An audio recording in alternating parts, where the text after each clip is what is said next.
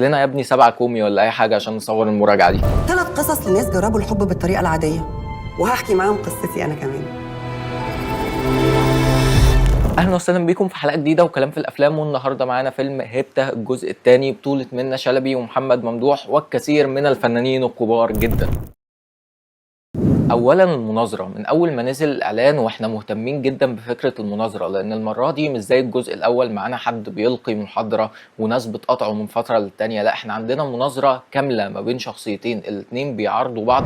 انت ازاي جايه تقنعي الناس انك هتلاقي لهم الشخص المثالي ليهم وانت مش مؤمنه بالحب اصلا؟ الاتنين قناعاتهم مختلفه واهدافهم مختلفه، فده هيخلي النقاش مثير للاهتمام اكتر بكتير. كلنا ما حبيناش بجد عشان احنا ما نعرفش ايه هو الحب، والحقيقه انه الحقيقه مش عندك اصلا يا ساره. تاني حاجة فكرة ان احنا ما بين كل قصة والتانية بنغير شكل الشاشات، شوية فيرتيكال، شوية نخلي الشاشة صغيرة، شوية نخلي الشاشة اكبر، وهكذا. يعني مفيش حاجه اسمها حب افلاطوني ولا حب عذري ولا حب من اول نظره. وطبعا توضيح اهم فكرة في الفيلم كله بالنسبة لي، ان مش اي حد معاه ميكروفون وجاي يتكلم في العلاقات نصدقه، ومش اي حد معاه ميكروفون وبيتكلم في العلاقات يبقى شخصية سوية، ودي اهم الحاجات اللي في الفيلم. قلت ليه ما عملش برنامج ذكي جدا يخليك تعيش قصه الحب كلها من غير ما تقابل الشخص الحقيقي؟ يعني روبوت يعني. حبني يلا.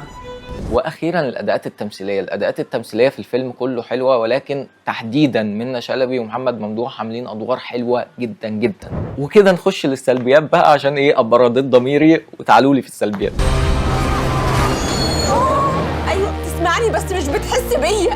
انا استحملت اللي مفيش راجل يستحمله.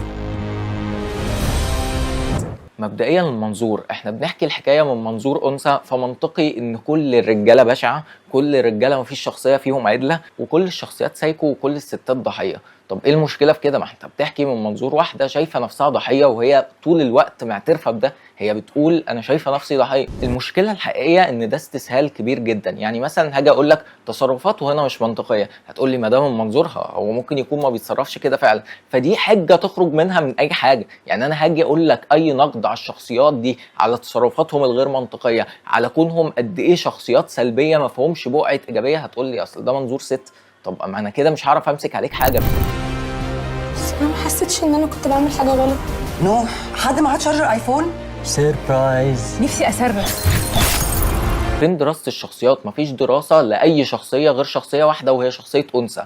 طب فين الكلام عن الحب اللي ما بين طرفين راجل وست؟ فين المنظور اللي انت مقدم الفيلم على اساس انك انت بتتكلم عنه؟ احنا دلوقتي بنتكلم عن منظورين مختلفين، اتنين بيناقشوا بعض، منظور الراجل ومنظور الانثى. الحقيقة ده مش موجود. انت بتلاقي منظور منة شلبي بيدعموا قصص من طرف واحد ومن منظور واحد، وعندك محمد ممدوح بيرد عليها بس كده حبيني. يعني مفيش اي حاجة تدعم اللي هو بيقوله. فانت في الاول بتبقى متحمس وشايفه بيجاهد وكل الكلام ده، بعد كده انت بتزهق، انت بتبقى بتتفرج على سيرك سخيف وواحد عمال يقول شويه نصايح مفيش عليها اي اثبات. فالفيلم حقق المناظره من جهه الكلام، لكن ما حققش المناظره من جهه حكي الحدوته. الفيلم ما حكاش حدوته فيها مناظره، هو حكى حواديت، ومن خلال الحواديت دي عمل مناظره راي الست فيها دايما هو اللي بيكسب، لان الحواديت دي بتتكلم عنه.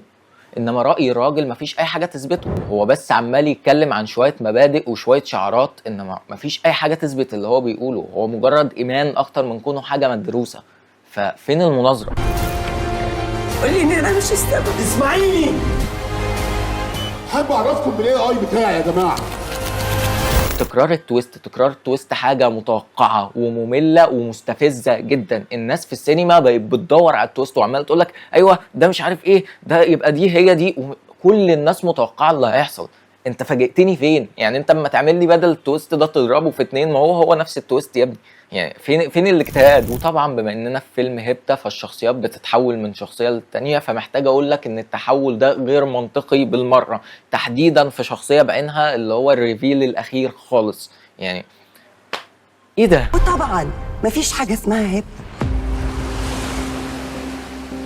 وطبعا بما اننا بنتكلم عن الحب بمنظوره الحقيقي بعيدا عن الاي اي وكل الحاجات دي، فالفيلم ما اتكلمش خالص عن الحاجات دي غير من خلال المناظره، ما وريهالكش اي حاجه خاصه بالحب الحقيقي. احنا ما شفناهاش، احنا شفنا كل الحاجات الخاصه بالعقد النفسيه، بالدادي ايشوز، بالمامي ايشوز، بكل الايشوز اللي في الدنيا. ما شفناش اي حاجه ليها علاقه بالحب الحقيقي، سمعنا عنه بس.